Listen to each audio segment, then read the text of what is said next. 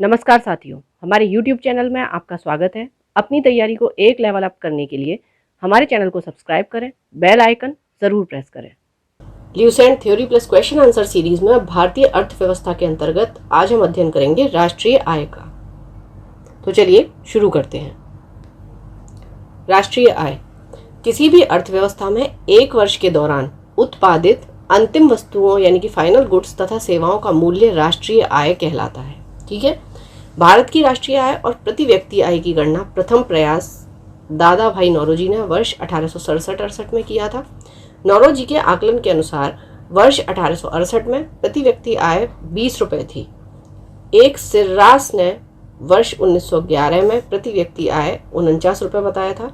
स्वतंत्रता प्राप्ति से पूर्व इस दिशा में प्रथम आधिकारिक प्रयास वाणिज्य मंत्रालय के आर्थिक सलाहकार के द्वारा किया गया था। वर्ष 1949 में भारत सरकार द्वारा नियुक्त राष्ट्रीय आय समिति का अध्यक्ष पीसी महलनोबिस थे। डॉक्टर आर गाडगिल तथा VKRV राव इस समिति के सदस्य थे।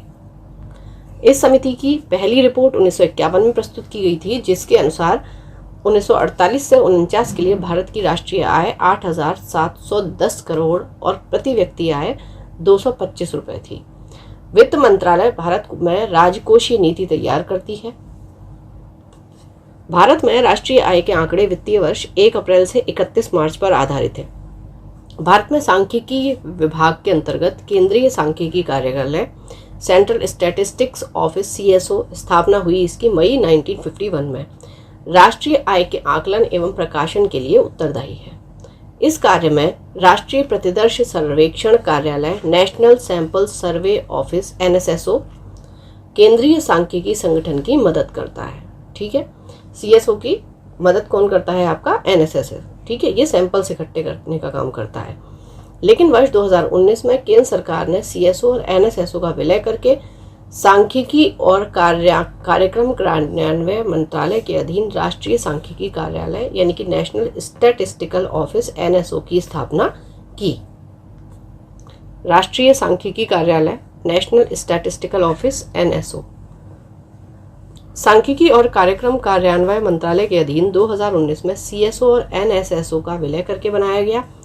रंगराजन आयोग ने राष्ट्रीय सांख्यिकी आयोग द्वारा यथा निर्धारित सांख्यिकी मानदंडों का कार्यान्वयन और अनुरक्षण करने और केंद्रीय और राज्य एजेंसियों की सांख्यिकीय गतिविधियों का समन्वय करने के लिए NSO की परिकल्पना की। ठीक है।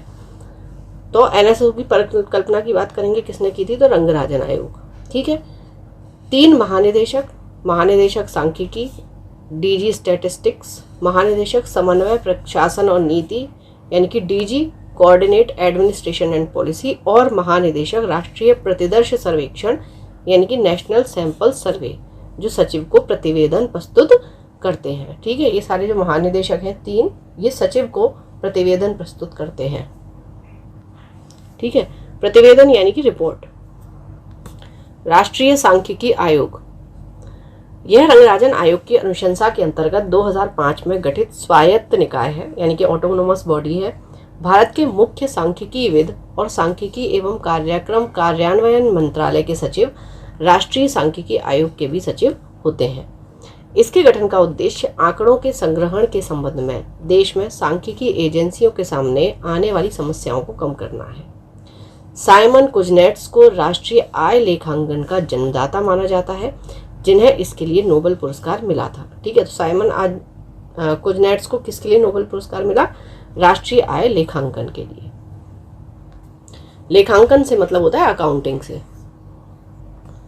राष्ट्रीय आय की लागत किसी अर्थव्यवस्था की आय यानी इसकी कुल उत्पादित वस्तुओं और सेवाओं के मूल्य की गणना या तो साधन लागत यानी कि फैक्टर कॉस्ट पर की जा सकती है या फिर बाजार लागत यानी कि मार्केट प्राइस MP पर की जा सकती है। अब साधन लागत क्या होता है? फैक्टर कॉस्ट है, यह मूलतः निवेश की गई लागत होती है जिसे उत्पादन प्रक्रिया के दौरान लगाता है। ठीक है। यानी मैन्युफैक्चरिंग के टाइम जो उत्पादक होता है, मैन्युफैक्चरर होते हैं, तो वो जो मूलतः निवेश करते हैं उसको हम साधन लागत बोलते हैं। जैसे पूंजी की लागत हो गई यानी कि कैपिटल जो लगाया गया, ऋणों पर ब्याज हो गया, कच्चा माल हो गया, श्रम हो गया, किराया, बिजली आदि, ये सारी आपकी फैक्टर कॉस्ट होती हैं। अर्थात किसी वस्तु या सेवा के उत्पादन में उपभोग या प्रयुक्त उत्पादक कारकों के संपूर्ण मूल्य को साधन लागत या फैक्टर कॉस्ट कहा जाता है। इन वस्तुओं एवं सेवाओं के उत्पादक उत्पादन के दौरान इन कारकों के लागत का आकलन करते हैं और इसके बाद उस वस्तु या सेवा का मूल्य निर्धारित करते हैं। तो इसी को कहा जाता है कि फैक्टर कॉस्ट पर मूल्य निर्धारित किया गया।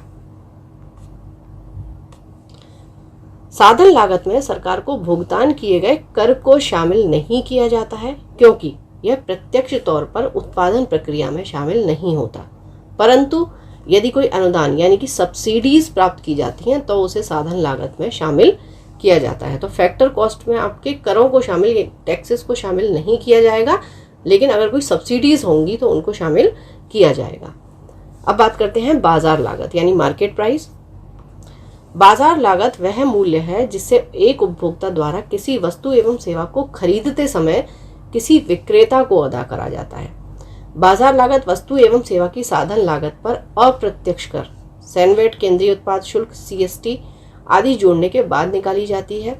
यानी बाजार मूल्य पर पहुंचने के लिए साधन लागत में सरकार को भुगतान किए गए कर को शामिल किया जाता है, जबकि सरकार द्वारा दी गई अनुदान को साधन लागत में से घटा दिया जाता है, क्योंकि साधन लागत निर्धारण के समय ही उसकी गणना कर ली जाती है। ठीक है, तो मार्केट प्राइस अगर आप समझेंगे तो मार्केट प्राइस में क्या हुआ था, फैक्टर कॉस्ट में हम कर नहीं लगा रहे थे, ठीक है, और सब्सिडीज को इंक्लूड कर रहे थे।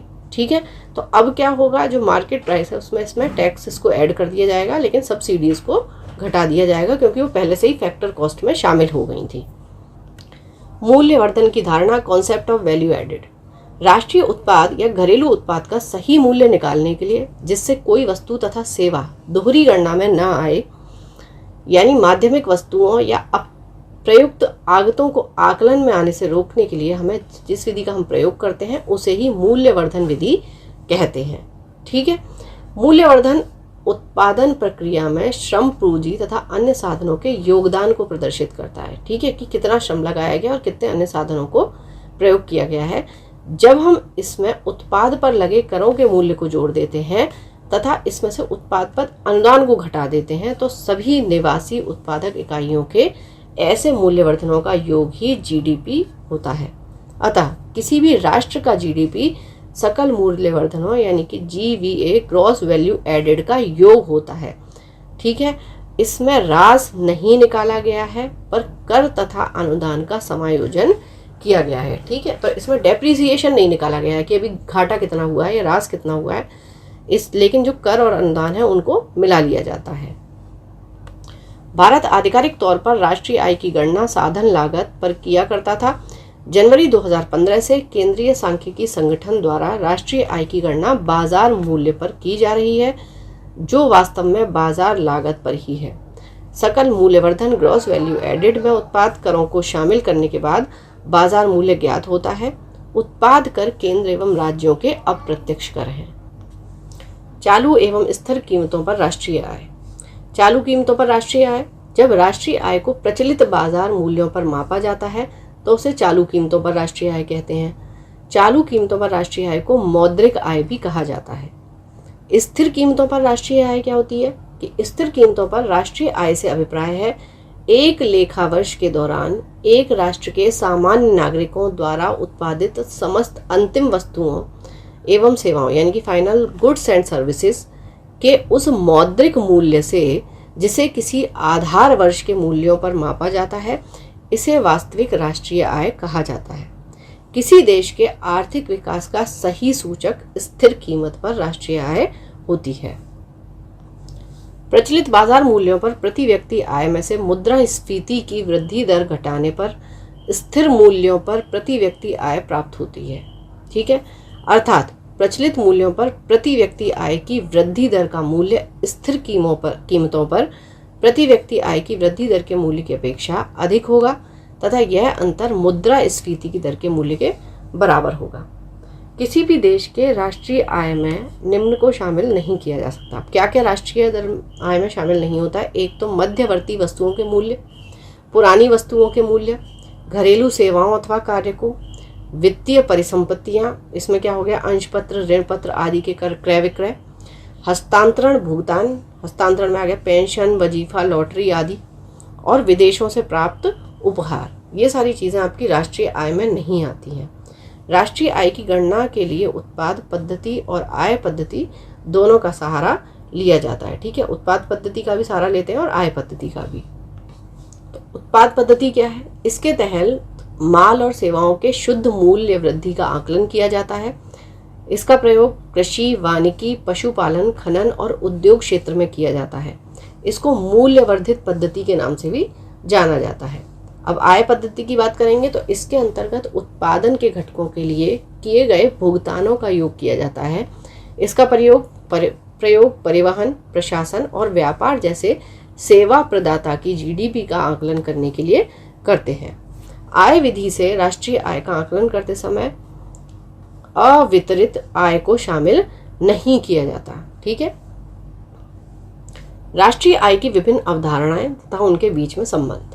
राष्ट्रीय आय की मूलतः दो धारणाएं हैं, घरेलू उत्पाद डोमेस्टिक प्रोडक्ट और राष्ट्रीय उत्पाद यानी कि नेशनल प्रोडक्ट। घरेलू उत्पाद की बात करेंगे तो किसी देश की आर्थिक सीमा में स्थित निवासियों तथा गैर निवासियों द्वारा अर्जित आय को घरेलू उत्पाद कहते हैं। ठीक है, यानी कि जो भी आपके किसी भी देश की सीमा है, अब उसके अंदर जो भी निवासी हैं या गैर निवासी, वो जो भी आय अर्जित कर रहे हैं वो आपका घरेलू उत्पाद होता है, डोमेस्टिक प्रोडक्ट। घरेलू उत्पाद इज इक्वल टू घरेलू आय में निवासियों का हिस्सा प्लस घरेलू आय में गैर निवासियों का हिस्सा। जैसे कोई विदेशी आपके यहाँ आपके देश में सेवा दे रहे हैं या जो भी आय अर्जित कर रहे हैं, ठीक है, तो वो आपका घरेलू उत्पाद में आता है। अब राष्ट्रीय उत्पाद की बात करेंगे तो उसमें क्या होगा, किसी देश की आर्थिक सीमा के भीतर तथा बाहर निवासियों द्वारा अर्जित आय को राष्ट्रीय उत्पाद या सकल राष्ट्रीय उत्पाद कहते हैं। तो राष्ट्रीय उत्पाद बराबर घरेलू आय माइनस शेष विश्व को भुगतान की गई साधन आय और प्लस शेष विश्व से प्राप्त की गई साधन आय, या घरेलू आय माइनस शेष विश्व से निवल प्राप्ति। ठीक है, राष्ट्रीय आय की दो धारणाएं, घरेलू उत्पाद तथा राष्ट्रीय उत्पाद के अतिरिक्त शेष सभी धारणाएं इन्हीं का प्रतिरूप है या इन्हीं पर आधारित है। ठीक है, तो यानी मेन आपकी घरेलू उत्पाद और राष्ट्रीय उत्पाद ही है। राष्ट्रीय आय से संबंधित विभिन्न धारणाओं को निम्न रूप से हम व्यक्त कर सकते हैं। पहला हो गया आपका सकल घरेलू उत्पाद यानी कि ग्रॉस डोमेस्टिक प्रोडक्ट, जीडीपी। किसी देश की घरेलू सीमा के भीतर स्थित निवासी उत्पादक तथा गैर निवासी उत्पादक इकाइयों द्वारा एक वर्ष में उत्पादित सभी वस्तुओं और सेवाओं का अंतिम मौद्रिक मूल्य सकल घरेलू उत्पाद कहलाता है।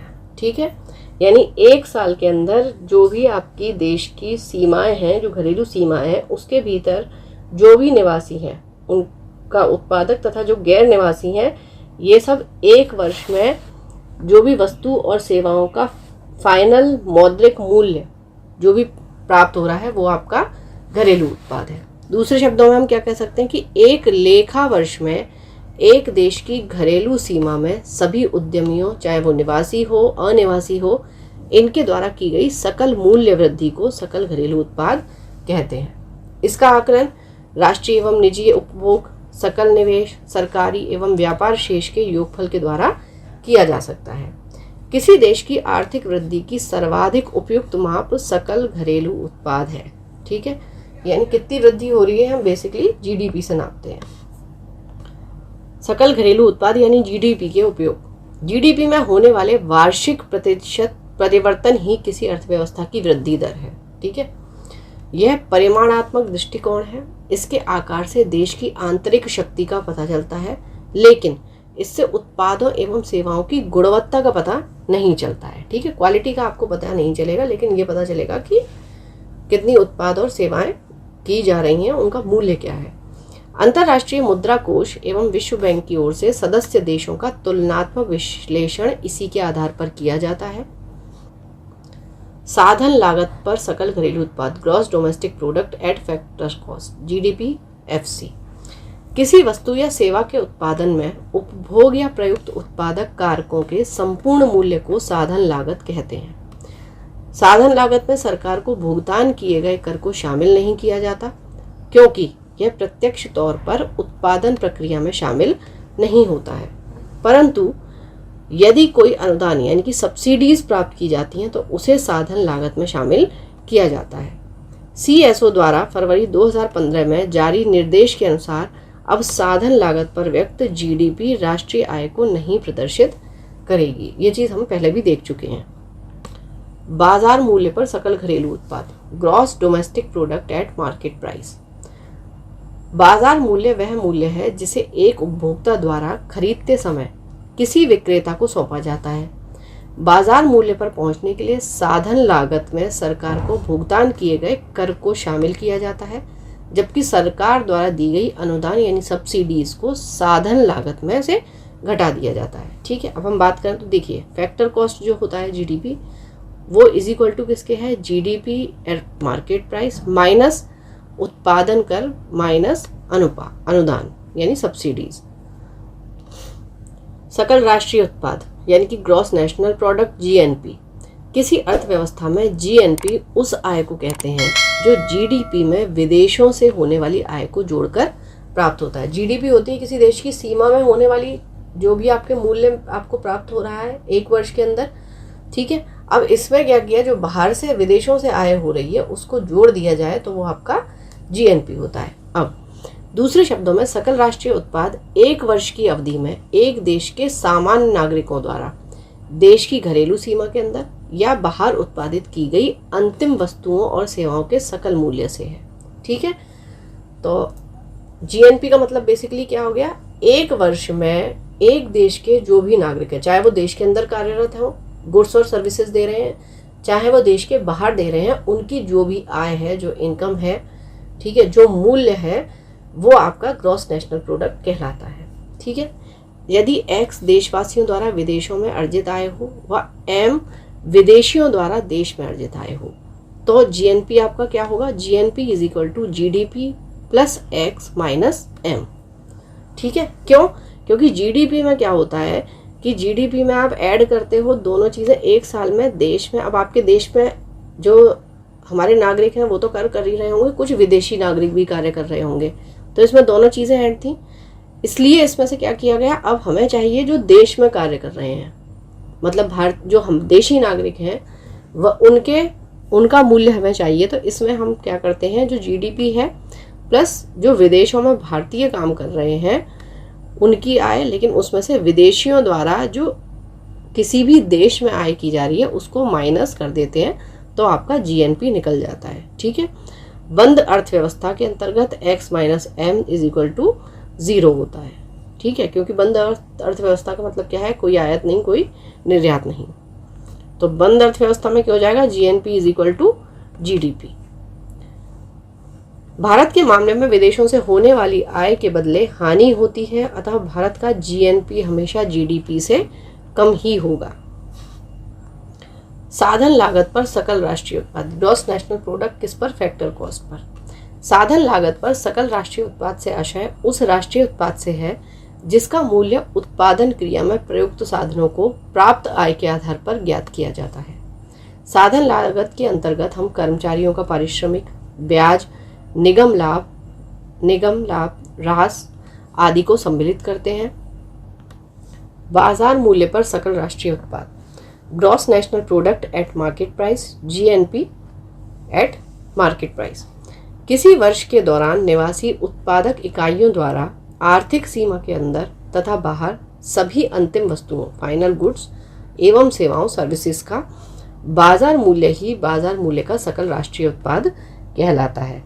जब साधन लागत पर सकल राष्ट्रीय उत्पाद में परोक्ष व्यापारिक कर जोड़ देते हैं और सरकार द्वारा दी जाने वाली अनुदान को घटा देते हैं तो हमें बाजार मूल्य ज्ञात हो जाता है। ठीक है, तो GDP जो फैक्टर कॉस्ट है इज इक्वल टू क्या हो गया, GNP MP माइनस परोक्ष कर यानी कि इनडायरेक्ट टैक्सेस प्लस अनुदान। तो इनडायरेक्ट टैक्सेस को हटा दिया और सब्सिडीज को जोड़ दिया GNP एट मार्केट प्राइस में, तो आपका फैक्टर कॉस्ट निकल आता है। ठीक है, जब भी किसी धारणा के साथ सकल यानी कि ग्रॉस जुड़ा हुआ हो तो इसका मतलब यह है कि स्थिर पूंजी उपभोग या ह्रास यानी कि डेप्रिसिएशन को घटाया नहीं गया है।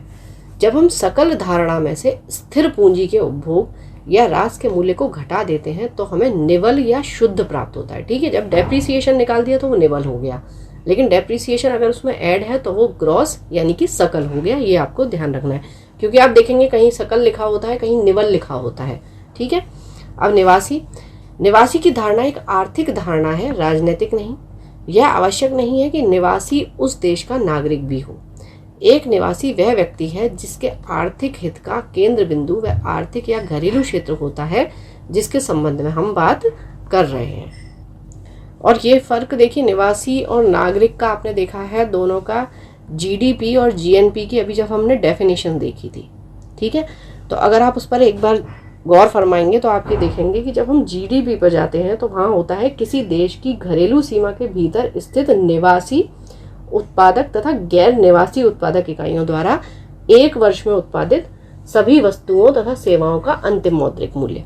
लेकिन जब हम जीएनपी को देखते हैं तो नेशनल प्रोडक्ट में क्या होता है कि किसी अर्थव्यवस्था में जीएनपी वह आय है जो जीडीपी में विदेशों से होने वाली आय को जोड़कर प्राप्त किया जाता है। इसमें एक साल के अंदर देश के सामान्य नागरिकों द्वारा देश की घरेलू सीमा के अंदर या बाहर उत्पादित की गई अंतिम वस्तुओं और सेवाओं के सकल मूल्य से है। ठीक है। तो इस चीज को ध्यान रखिएगा। जीएनपी के विभिन्न उपयोग। सकल राष्ट्रीय आय के आधार पर अंतर्राष्ट्रीय मुद्रा कोष आईएमएफ दुनिया के देशों की रैंकिंग तय करता है। इसके आधार पर आईएमएफ देशों को उनकी क्रय शक्ति समता या तुल्यता यानी कि परचेजिंग पावर पैरिटी पीपीपी के आधार पर रैंक तय करता है। राष्ट्रीय आय को आंकने के लिए जीएनपी जीडीपी की तुलना में विस्तृत पैमाना है। क्यों? क्योंकि यह अर्थव्यवस्था की परिमाणात्मक तस्वीर के साथ साथ गुणात्मक तस्वीर भी पेश करता है। यह किसी भी अर्थव्यवस्था को दुनिया की दूसरी अर्थव्यवस्था के साथ रिश्ते पर भी रोशनी डालता है। यह दूसरे देशों से लिए गए कर्ज एवं दूसरे देशों को दिए गए कर्ज से पता चलता है कि आपसी रिश्ते किस तरीके के हैं। यह बताता है कि बाहरी दुनिया किसी देश के खास उत्पाद पर कितनी निर्भर है और वह उत्पाद दुनिया के देशों पर कितना निर्भर है। बाजार मूल्य पर व्यक्त जीडीपी तथा बाजार मूल्य पर व्यक्त जीएनपी की धारणा या घरेलू आय तथा राष्ट्रीय आय के बीच में क्या संबंध है? देश के भीतर गैर निवासियों द्वारा अर्जित आय घरेलू उत्पाद या आय की गणना में शामिल किया जाता है, लेकिन राष्ट्रीय उत्पाद या आय की गणना में शामिल नहीं किया जाता है। इसी प्रकार देश के निवासी इकाइयों द्वारा देश की आर्थिक सीमा के बाहर अर्जित आय घरेलू उत्पाद या आय में सम्मिलित नहीं किया जाता है, लेकिन राष्ट्रीय उत्पाद या आय में सम्मिलित किया जाता है। अतः देश के निवासियों द्वारा आर्थिक सीमा के बाहर अर्जित आय तथा गैर निवासियों द्वारा आर्थिक सीमा के भीतर अर्जित आय का अंतर, जिसे हम निवल विदेशी आय कह सकते हैं, धनात्मक या ऋणात्मक हो सकती है। यदि निवासियों द्वारा विदेशों में अर्जित आय और गैर निवासियों द्वारा आर्थिक सीमा के भीतर अर्जित आय से अधिक हुई तो शेष धनात्मक होगा, अन्यथा ऋणात्मक होगी। ठीक है। तो क्या हुआ, यदि निवासियों द्वारा विदेशों में जो अर्जित आय है, जो यहाँ के निवासी किसी भी देश के निवासी हैं और वो विदेशों में जो अर्जित कर रहे हैं, ठीक है, और जो गैर निवासी हैं उनके द्वारा अर्जित आय है, अगर वो आर्थिक सीमा के भीतर अर्जित आय से अधिक होती है तो वो धनात्मक होती है, अन्यथा ऋणात्मक होगी आपकी। तो निवल विदेशी आय के लिए क्या करते हैं, GNP eight market price minus GDP at market price. ठीक। निवल धारणाएं यानी कि नेट कॉन्सेप्ट्स। ठीक है। तो सकल यानी कि ग्रॉस होता है, निवल यानी कि आपका नेट। जब हम सकल मूल्य में से, चाहे वो बाजार मूल्य पर व्यक्त हो या साधन लागत पर यानी फैक्टर कॉस्ट पर व्यक्त हो, रास को घटा दें यानी कि डेप्रिसिएशन को माइनस कर दें, तो आपका नेट जो धारणा है, नेट कॉन्सेप्ट प्राप्त हो जाता है। इस प्रकार हमें निम्नांकित निवल धारणाएं प्राप्त होंगी। कैसे? जीडीपी फैक्टर कॉस्ट माइनस रास तो आपको एनडीपी मिल जाता है, जीएनपी माइनस रास आपको एनएनपी मिल जाता है, GDP at market price minus रास आपको एनडीपी एट मार्केट प्राइस मिल जाएगा, और GNP eight market price minus रास यानी कि डेप्रीशिएशन आपको एनएनपी एट मार्केट प्राइस मिल जाएगा। ठीक है। तो जीडीपी यानी कि ग्रॉस डोमेस्टिक प्रोडक्ट, इसमें से डेप्रीसिएशन को माइनस कर दिया तो आपका आ गया नेट डोमेस्टिक प्रोडक्ट। उसी तरीके से जीएनपी माइनस डेप्रीसिएशन किया तो आपका नेट नेशनल प्रोडक्ट। ठीक है। ये फैक्टर कॉस्ट पे है और ये मार्केट प्राइस पे है। शुद्ध घरेलू उत्पाद यानी कि नेट डोमेस्टिक प्रोडक्ट, एनडीपी अभी देखा था हमने, यह किसी भी अर्थव्यवस्था का वह जीडीपी है जिसमें से एक वर्ष के दौरान होने वाली मूल्य कटौती यानी कि ह्रास को घटाकर प्राप्त किया जाता है। इसमें मूल्य कटौती की दर सरकार निर्धारित करती है। ठीक है, भारत में मूल्य कटौती की दर का निर्धारण केंद्रीय वाणिज्य एवं उद्योग मंत्रालय करता है। NDP is equal to GDP minus depreciation यानी कि ह्रास। किसी भी वर्ष में किसी भी अर्थव्यवस्था में एनडीपी हमेशा उस वर्ष की जीडीपी से कम होगा, ये आपको ध्यान रखना है, यानी कि जीडीपी हमेशा ज़्यादा होगा आपका एनडीपी से। तो अब एनडीपी का प्रयोग क्या है? इसका इस्तेमाल गिसावट के चलते होने वाले ह्रास को समझने के लिए किया जाता है। अनुसंधान और विकास के क्षेत्र में अर्थव्यवस्था की उपलब्धि को दर्शाने के लिए भी इसका प्रयोग करते हैं। एनडीपी का इस्तेमाल दुनिया की अर्थव्यवस्थाओं की तुलना के लिए नहीं किया जाता, क्योंकि दुनिया की अलग अलग अर्थव्यवस्थाएं अपने यहाँ मूल्य कटौती की अलग अलग दरें निर्धारित करती हैं। ठीक है, अब शुद्ध राष्ट्रीय उत्पाद यानी कि एनएनपी क्या है? सकल राष्ट्रीय उत्पाद में से मूल्य कटौती को घटाने के बाद जो आय बचती है उसे किसी भी अर्थव्यवस्था का शुद्ध राष्ट्रीय उत्पाद कहते हैं। ठीक है, NNP is equal to GNP minus depreciation यानी कि ह्रास, या NNP is equal to GDP plus विदेशों से होने वाली आय माइनस मूल्य कटौती, ये कहा जा सकता है। ठीक है, अब एनएनपी के उपयोग क्या है? यह किसी भी अर्थव्यवस्था की राष्ट्रीय आय है। यह किसी भी देश की आय को आकलित करने का सबसे अच्छा तरीका है। जब एनएनपी को देश की कुल आबादी से भाग देते हैं तो उससे उस देश की प्रति व्यक्ति आय का पता चलता है। यह प्रति व्यक्ति आय ये सालाना आय होती है। ठीक है, सालाना यानी कि ईयरली। कर, छूट एवं राष्ट्रीय आय संबंध। अप्रत्यक्ष कर और अनुदान यानी कि सब्सिडीज, इनको एक साथ रखने पर भारत की राष्ट्रीय आय को आकलित करने का सूत्र है। क्या है? साधन लागत पर राष्ट्रीय आय NNP at market price minus अप्रत्यक्ष कर प्लस अनुदान यानी कि सब्सिडीज। राष्ट्रीय आय लेखा के आधार वर्ष एवं विधि में संशोधन। 30 जनवरी 2015 को जारी विज्ञप्ति के अनुसार सीएसओ ने राष्ट्रीय लेखाओं के आधार वर्ष को 2004-05 से संशोधित करके 2011-12 कर दिया। इस विज्ञप्ति में राष्ट्रीय आय संबंधी नई श्रृंखला में एक अन्य महत्वपूर्ण धारणात्मक कंसेप्चुअल परिवर्तन जीडीपी के आकलन के संबंध में किया गया है।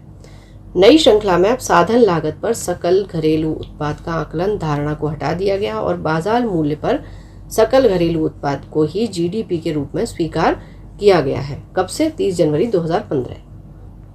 सीएसओ की नई घोषणा के अनुसार जीडीपी की गणना के लिए क्षेत्रवार सकल मूल्यवर्धन यानी कि ग्रॉस वैल्यू एडेड के अनुमान के लिए साधन लागत के बजाय मूल जो है कीमतों को प्रयोग में लाया जाएगा। मूल कीमत क्या हो गई? क्रेता से प्राप्त कीमत माइनस उत्पाद पर कर प्लस अनुदान। ठीक है, साधन लागत पर जीवीए किसी कर को सम्मिलित नहीं करता तथा किसी अनुदान को नहीं छोड़ता है। ठीक है, तो साधन लागत पर क्या होगा? जो ग्रॉस वैल्यू एडेड है तो इसमें कोई भी टैक्स तो शामिल नहीं होगा और सब्सिडी कोई छोड़ी नहीं जाएगी। बाजार मूल्य पर जीडीपी उत्पाद एवं उत्पादन करों को सम्मिलित करता है व उत्पाद तथा उत्पादन अनुदान को सम्मिलित नहीं करता है। तो एक सिंपल सी चीज आपको याद रखनी है कि फैक्टर कॉस्ट में क्या होगा? आपके टैक्स नहीं शामिल होंगे। जब फैक्टर कॉस्ट की बात करेंगे तो टैक्स शामिल नहीं होंगे प्लस सब्सिडीज शामिल होंगी। लेकिन जब आप मार्केट प्राइस की बात करेंगे तो क्या होगा? इसमें आपके टैक्सेस को शामिल किया जाएगा लेकिन सब्सिडीज को शामिल नहीं किया जाएगा। ठीक है, इतनी सी चीज आपको ध्यान रखनी है। जीवीए साधन लागत पर, जीवीए मूल्य पर तथा जीडीपी बाजार मूल्य पर, उन सबके बीच में संबंध। यदि सी कर्मचारियों की क्षतिपूर्ति है, ओएस परिचालन अधिशेष, एमआई मिश्रित आय यानी कि मिक्स्ड इनकम है, सीएफसी मिश्रित पूंजी का उपभोग है, तो जीवीए मूल मूल्य पर क्या होगा? C plus OS upon MI plus CFC plus उत्पादन कर माइनस उत्पादन अनुदान। जीवीए साधन लागत पर यानी फैक्टर कॉस्ट पर क्या होगा? जीवीए मूल मूल्य पर माइनस उत्पाद अनुदान घटाने के बाद उत्पाद कर जो बचेगा, और जीडीपी बाजार मूल्य पर क्या होगा? जीवीए मूल मूल्य पर प्लस उत्पाद कर माइनस उत्पाद अनुदान। इस विज्ञप्ति में CSO ने इस बात पर बल दिया है कि आगे से GDP बाजार मूल्य को ही राष्ट्रीय विकास की माप के लिए प्रयोग में लाया जाएगा। मूल कीमत पर GVA को व्यक्त करने की धारणा को CSO ने United Nations system of accounting से लिया है, जो वहां 1993 से ही प्रयोग में है। भारत में राष्ट्रीय आय का अनुमान। भारत में राष्ट्रीय आय के अनुमान के संबंध में उत्पादन, आय तथा व्यय विधि का मिश्रित प्रयोग किया जाता है। भारत में राष्ट्रीय आय के अनुमान के लिए सांख्यिकीय संगठन ने संपूर्ण अर्थव्यवस्था को 6 क्षेत्रों में विभाजित किया है। पहला हो गया प्राथमिक, दूसरा द्वितीयक, तीसरा परिवहन, संचार एवं व्यापार, चौथा वित्त एवं वास्तविक संपदा, पांचवा हो गया सामुदायिक एवं निजी क्षेत्र और छठा हो गया विदेशी क्षेत्र। प्राथमिक क्षेत्र से प्राप्त लगभग संपूर्ण आय की गणना उत्पादन विधि के द्वारा होती है। कुल राष्ट्रीय आय में प्राथमिक क्षेत्र का योगदान लगभग 30% है। विदेशों से शुद्ध साधन आय संबंधी आंकड़े रिजर्व बैंक ऑफ इंडिया द्वारा प्रकाशित तथा तैयार किए जाते हैं। NNI किसी वर्ष में बाजार मूल्य पर व्यक्त GDP है, जिसमें CFC कर्मचारियों की निवल क्षतिपूर्ति तथा शेष विश्व से प्राप्त संपत्ति आय को समायोजित किया गया है, यानी ये उसका योग है। सकल राष्ट्रीय आय GNI में रास को घटा दें तो NNI ज्ञात होगा, जिसे हम राष्ट्रीय आय कहते हैं। विविध उत्पादन लागत पर निवल राष्ट्रीय उत्पाद राष्ट्रीय आय है। हिंदू वृद्धि दर राष्ट्रीय आय से संबंधित है। अच्छा देखिए, हिंदू वृद्धि दर जो है, ये अगर हम इस टर्म की बात करेंगे तो ये 1978 में अर्थशास्त्री राजकृष्ण द्वारा ये टर्म लाया गया था, उन्होंने इसको गढ़ा था। ठीक है, हिंदू वृद्धि दर से मतलब है निम्न वृद्धि दर। ठीक है, 1950 से लेकर 80 के दशक तक जो वृद्धि दर थी वो लगभग 4% थी, तो इसलिए इसे हिंदू वृद्धि दर कहा गया था। ठीक है, भारत में राष्ट्रीय आय में सर्वाधिक योगदान तृतीय क्षेत्र यानी सेवा क्षेत्र का है। प्रति व्यक्ति आय निकालने के लिए राष्ट्रीय आय को देश की कुल जनसंख्या से भाग देना होता है। वर्तमान मूल्यों पर प्रति व्यक्ति आय की वृद्धि दर स्थिर मूल्यों पर प्रति व्यक्ति आय की वृद्धि दर से अपेक्षाकृत अधिक होता है। क्यों? क्योंकि स्थिर मूल्यों पर प्रति व्यक्ति आय की वृद्धि दर में मुद्रास्फीति की वृद्धि दर का ध्यान रखा जाता है। भारत के सकल घरेलू उत्पाद में विभिन्न क्षेत्रों के योगदान का ह्रासमान क्रम क्या है? पहले आपका सेवा आता है, फिर उद्योग आता है और फिर अब कृषि हो गई है। मूल्य ह्रास इज इक्वल टू सकल राष्ट्रीय उत्पाद माइनस निवल राष्ट्रीय उत्पाद। ठीक है, यानी कि ग्रॉस नेशनल प्रोडक्ट और नेट नेशनल प्रोडक्ट। राष्ट्रीय आय अनुमान की गणना करते समय निर्यात मूल्य को जोड़ा जाना और आयात मूल्य को घटाया जाना ध्यान में रखना अपेक्षित होता है। गोवा की प्रति व्यक्ति आय सबसे अधिक है। ड्रेन का सिद्धांत प्रतिपादन दादाभाई नौरोजी ने किया था। किसी देश की आर्थिक वृद्धि की सर्वाधिक उपयुक्त माप सकल घरेलू उत्पाद है। भारतीय अर्थव्यवस्था में पिछले 10 वर्षों में GDP में सार्वजनिक क्षेत्र की प्रतिशत हिस्सेदारी में गिरावट आई है। उत्पादित अंतिम वस्तुओं और सेवाओं का मौद्रिक मूल्य दी गई अवधि के लिए किसी देश की राष्ट्रीय आय के बराबर होती है। चलिए अब क्वेश्चन आंसर्स कर लेते हैं कुछ राष्ट्रीय आय से संबंधित। योजना काल में राष्ट्रीय आय में किस क्षेत्र का योगदान घटा है? तो ये कृषि क्षेत्र का।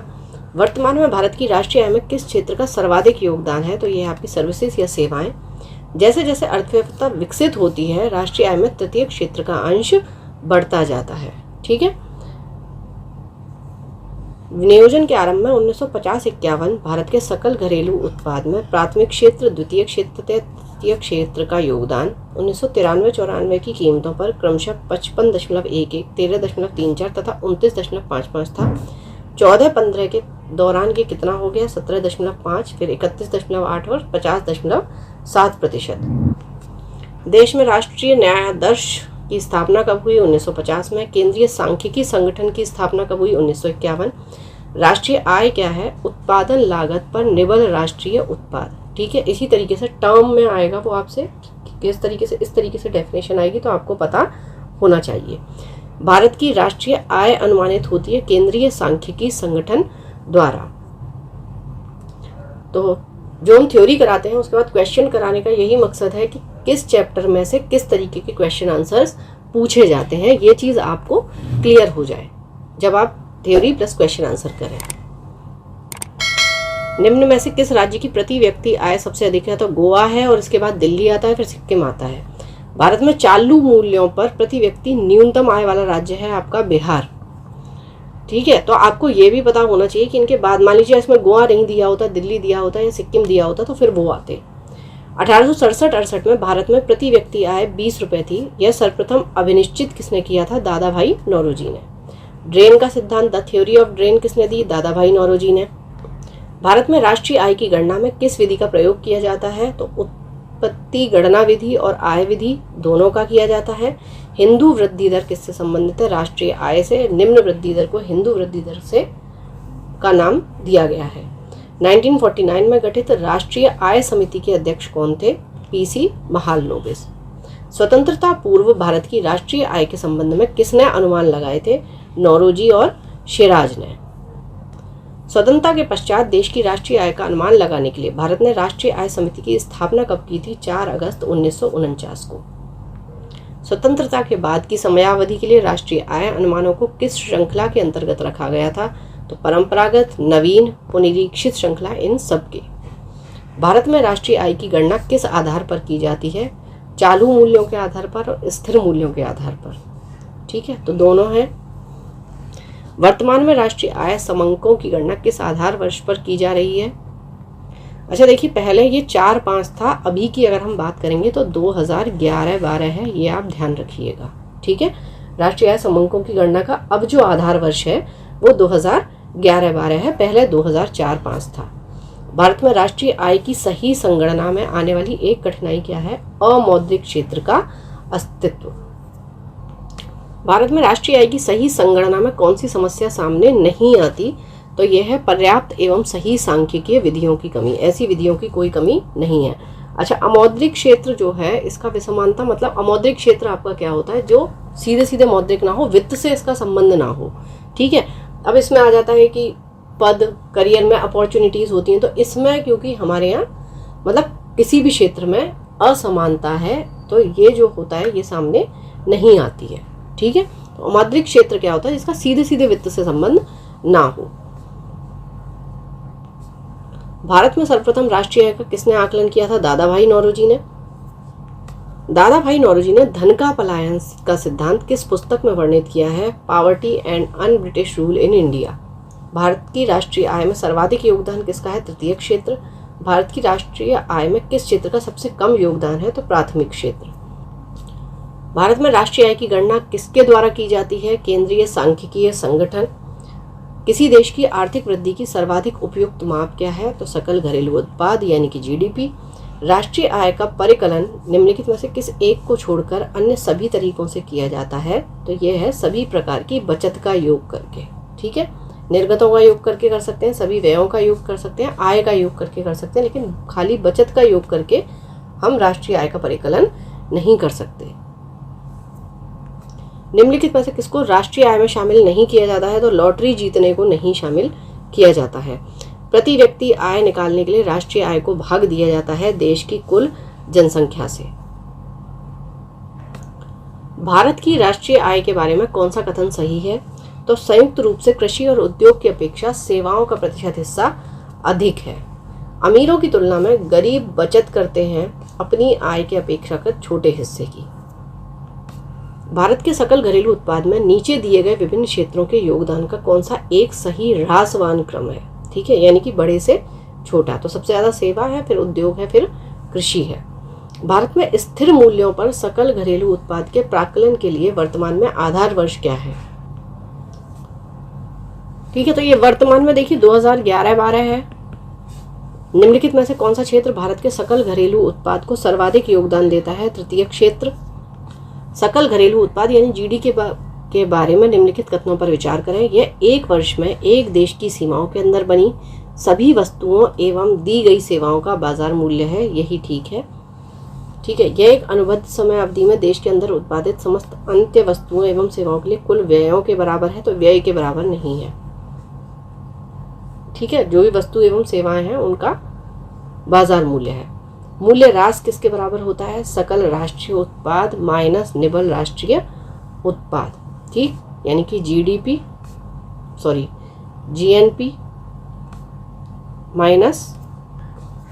Minus NNP, net national product.